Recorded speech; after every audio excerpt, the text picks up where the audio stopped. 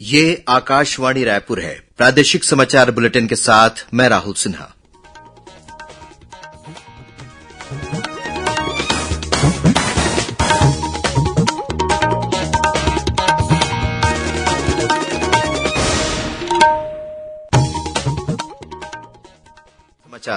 दंतेवाड़ा में सुरक्षा बलों के साथ आज हुई मुठभेड़ में 6 महिला सहित 9 माओवादी मारे गए। बीजापुर जिले से 13 माओवादी गिरफ्तार। प्रदेश में आज से भाजपा का सदस्यता अभियान शुरू। रायपुर में आयोजित कार्यक्रम में मुख्यमंत्री विष्णुदेव साय ने भाजपा की अपनी सदस्यता का नवीनीकरण कराया। आदिवासी नेता नंद कुमार साय ने फिर से भाजपा में किया प्रवेश। और राष्ट्रीय शिक्षक दिवस के अवसर पर राष्ट्रपति नई दिल्ली में होने वाले कार्यक्रम में दुर्ग जिले की स्कूल शिक्षिका के शारदा को सम्मानित करेंगी।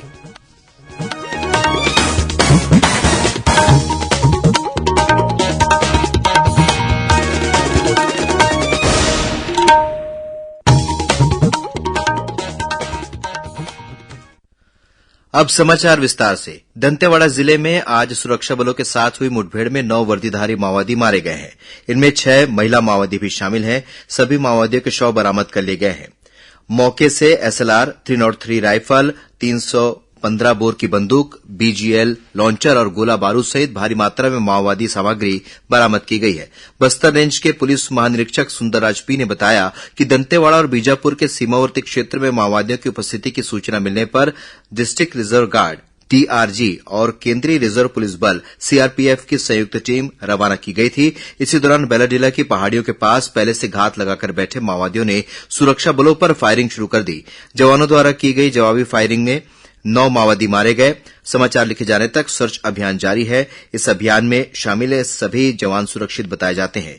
इस मुठभेड़ में 9 माओवादियों के मारे जाने पर मुख्यमंत्री विष्णुदेव साय और उप मुख्यमंत्री विजय शर्मा ने डीआरजी और सीआरपीएफ के जवानों को बधाई दी है। श्री साय ने कहा है कि माओवादियों के खात्मे तक हमारी ये लड़ाई जारी रहेगी। वहीं उप मुख्यमंत्री ने कहा कि छत्तीसगढ़ में नक्सलवाद समाप्ति की ओर है और ये हमारे जवानों की दृढ़ता के कारण संभव हो पा रहा है। उन्होंने कहा कि बस्तर में शांति स्थापित हो रही है और आने वाले समय में छत्तीसगढ़ पूरी तरह से नक्सल मुक्त हो जाएगा। इधर बीजापुर जिले में सुरक्षा बलों ने अलग अलग थाना क्षेत्रों से 13 माओवादियों को गिरफ्तार किया है। इनमें से 7 माओवादियों को गंगालूर क्षेत्र से और 6 अन्य माओवादियों को तर्रेम थाना क्षेत्र से गिरफ्तार किया गया है। ये कार्रवाई जिला पुलिस बल, सीआरपीएफ और डीआरजी की संयुक्त टीम ने की है। गिरफ्तार माओवादियों पर कई घटनाओं में शामिल रहने का आरोप है। छत्तीसगढ़ में आज से भारतीय जनता पार्टी का सदस्यता अभियान शुरू हो गया है। रायपुर के पंडित दीनदयाल ऑडिटोरियम में आयोजित कार्यक्रम में मुख्यमंत्री विष्णुदेव साय ने भाजपा की अपनी सदस्यता का नवीनीकरण कराया। इस दौरान संगठन के वरिष्ठ नेता भी मौजूद रहे। राज्य में 31 अक्टूबर तक ये अभियान चलाया जाएगा। इसके तहत हर ब्लॉक में 200 सदस्य बनाने का लक्ष्य रखा गया है। कार्यक्रम में मुख्यमंत्री ने कहा कि आज से प्रदेश में संगठन महापर्व अभियान की शुरुआत हुई है। उन्होंने कहा कि एक देश में 2 निशान, 2 विधान और 2 प्रधान नहीं चलेंगे। इसी सिद्धांत को लेकर भारतीय जनसंघ की नींव रखी गई थी। जनसंघ के इन्हीं आदर्शों पर चलते हुए राष्ट्र प्रथम की भावना के साथ भारतीय जनता पार्टी की शुरुआत हुई। इससे पहले कल प्रधानमंत्री और भाजपा के वरिष्ठ नेता नरेंद्र मोदी ने नई दिल्ली में पार्टी की सदस्यता अभियान का शुभारंभ किया। उन्हें पार्टी के अध्यक्ष जगत प्रकाश नड्डा ने सदस्यता नवीनीकरण प्रमाण पत्र प्रदान किया। इस मौके पर श्री मोदी ने कहा कि भाजपा भारत की एकमात्र राजनीतिक पार्टी है जो अपने काम का विस्तार करते हुए लोकतांत्रिक प्रक्रिया का पालन कर रही है। उन्होंने कहा कि पार्टी लोगों की अपेक्षाओं पर खरा उतरने के लिए सुधार कर रही है। श्री मोदी ने कहा कि सरकार जनमन योजना के माध्यम से गांवों में लोगों के जीवन में बड़ा बदलाव ला रही है। आदिवासी नेता नंद कुमार साय ने फिर से भाजपा में प्रवेश कर लिया है। उन्होंने आज ऑनलाइन भाजपा की सदस्यता ली। सोशल मीडिया में पोस्ट कर श्री साय ने यह जानकारी साझा की। श्री साय ने अपने पोस्ट में लिखा कि देश की सबसे बड़ी पार्टी भारतीय जनता पार्टी की सदस्यता ग्रहण करना गौरव की बात है। गौरतलब है कि श्री साय ने मई 2023 में भाजपा से इस्तीफा देकर कांग्रेस प्रवेश कर लिया था। नंद कुमार साय कांग्रेस में करीब 8 महीने तक रहे। केंद्रीय राज्य मंत्री तोखन साहू ने आज अपने झारखंड प्रवास के दौरान चतरा में भाजपा जिला कार्य समिति की बैठक लेकर विधानसभा चुनाव के लिए पार्टी की तैयारियों की समीक्षा की। गौरतलब है कि भारतीय जनता पार्टी ने श्री साहू को झारखंड के चतरा और लातेहार जिले का चुनाव प्रभारी नियुक्त किया है। कांग्रेस विधायक देवेंद्र यादव की न्यायिक रिमांड अवधि 7 दिनों के लिए बढ़ा दी गई है। आज बलौदाबाजार जिला न्यायालय में वीडियो कॉन्फ्रेंसिंग के जरिए हुई पेशी में पुलिस ने देवेंद्र यादव की फिर से रिमांड मांगी, जिस पर कोर्ट ने उन्हें 7 दिनों के लिए पुलिस रिमांड पर भेज दिया। गौरतलब है कि बलौदाबाजार में बीते 10 जून को हुई हिंसा और आगजनी की घटना के मामले में देवेंद्र यादव 17 अगस्त से जेल में बंद हैं। प्रादेशिक समाचार आप आकाशवाणी रायपुर से सुन रहे हैं। छत्तीसगढ़ की खबरों से है आपका वास्ता और खबरों की विश्वसनीयता से है हमारा वास्ता। आकाशवाणी समाचार रायपुर के प्रादेशिक समाचार बुलेटिन के साथ ही हमारे समसामयिक कार्यक्रम आप रेडियो के अलावा अपने मोबाइल पर भी सुन सकते हैं। आकाशवाणी समाचार फेसबुक, ट्विटर और यूट्यूब पर भी उपलब्ध है। हमारा Facebook page Chhattisgarh news on AIR, Twitter handle CGAIR news और हमारा यूट्यूब चैनल है छत्तीसगढ़ AIR न्यूज। तो अब रेडियो के साथ ही आपके मोबाइल के जरिए भी हम पहुंच रहे हैं आप तक। छत्तीसगढ़ की हर खबर के लिए सुनते रहिए आकाशवाणी समाचार। और अब आगे बढ़ते हैं बाकी के समाचारों की ओर। राष्ट्रीय शिक्षक दिवस के अवसर पर 5 सितंबर को देश भर के 50 शिक्षकों को राष्ट्रपति द्रौपदी मुर्मू नई दिल्ली में सम्मानित करेगी।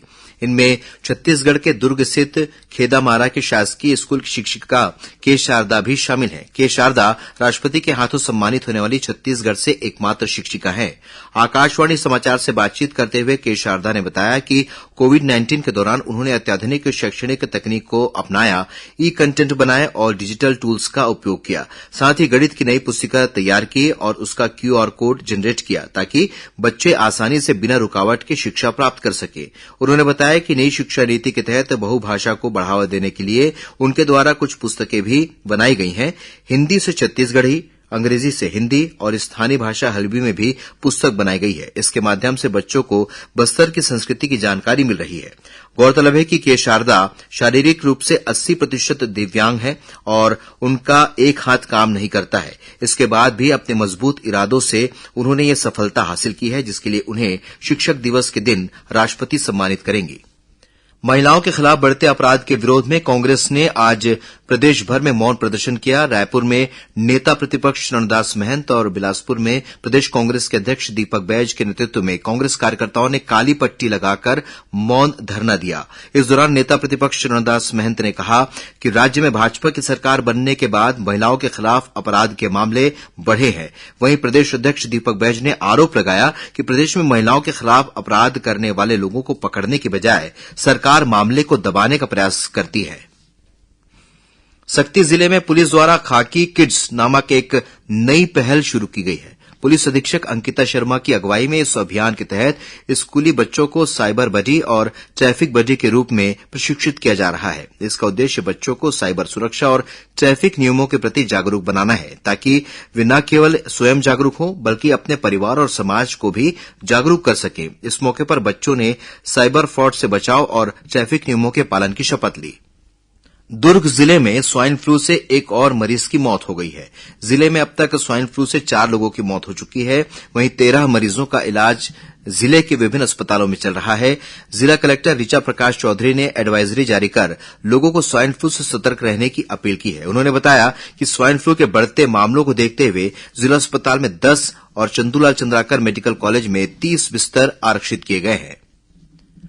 ओल्ड पेंशन स्कीम OPS चुनने वाले शासकीय सेवकों की पेंशन निर्धारण प्रक्रिया की कार्यशाला और प्रशिक्षण कल 4 सितंबर को रायपुर स्थित शासकीय कन्या पॉलिटेक्निक कॉलेज में आयोजित की जाएगी। कलेक्टर डॉक्टर गौरव सिंह ने इस प्रशिक्षण में जिले के सभी आहरण संवितकरण अधिकारियों को उपस्थित होने के निर्देश दिए हैं। इस दौरान कार्यशाला में पुरानी पेंशन योजना लागू होने के बाद मृत्यु होने और अशक्तता वाले शासकीय सेवकों के प्रकरणों में राशि समायोजन तथा पेंशन निर्धारण की प्रक्रिया पूरी जानकारी वित्त विभाग के अधिकारियों द्वारा दी जाएगी। और अब कुछ खबरें संक्षेप में। उप मुख्यमंत्री अरुण साव ने आज रायपुर में राज्य के प्रसिद्ध तीर्थस्थल महामाया धाम रतनपुर आधारित पुस्तिका छत्तीसगढ़ का प्रसिद्ध तीर्थस्थल रतनपुर का विमोचन किया। रायपुर के इंदिरा गांधी कृषि विश्वविद्यालय परिसर में आज एक पेड़ मां के नाम अभियान के तहत पौधारोपण कार्यक्रम का आयोजन किया गया। इस अवसर पर विश्वविद्यालय के कुलपति डॉ गिरीश चंदेल ने पौधा लगाया। श्री रामलला दर्शन योजना के तहत आज सक्ती जिले से 37 श्रद्धालुओं के दल को अधिकारियों और जनप्रतिनिधियों ने हरी झंडी दिखाकर अयोध्या धाम के लिए रवाना किया। गरियाबंद जिले के कोड़ोहरदी मोड़ के पास अज्ञात वाहन ने 2 सगे भाइयों को अपनी चपेट में ले लिया, जिससे उनकी मौके पर ही मौत हो गई। गौरेला पिंडरा मरवाही जिले में हर्रा टोला के पास गांजा तस्करी के मामले में पुलिस ने 5 आरोपियों को गिरफ्तार किया है। उनके पास से 1.5 क्विंटल से अधिक का गांजा बरामद किया गया है और प्रदेश में कल कुछ स्थानों पर हल्की से मध्यम वर्षा होने अथवा गरज चमक के साथ छींटे पड़ने की संभावना है। वहीं 1-2 स्थानों पर आकाशीय बिजली गिरने के भी आसार हैं। अंत में मुख्य समाचार एक बार फिर। दंतेवाड़ा में सुरक्षा बलों के साथ आज हुई मुठभेड़ में 6 महिला सहित 9 माओवादी मारे गए। बीजापुर जिले से 13 माओवादी गिरफ्तार। प्रदेश में आज से भाजपा का सदस्यता अभियान शुरू। रायपुर में आयोजित कार्यक्रम में मुख्यमंत्री विष्णुदेव साय ने भाजपा की अपनी सदस्यता का नवीनीकरण कराया।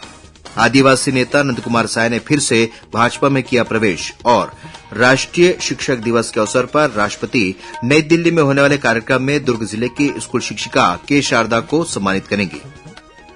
इसी के साथ प्रादेशिक समाचार बुलेटिन समाप्त हुआ। नमस्कार।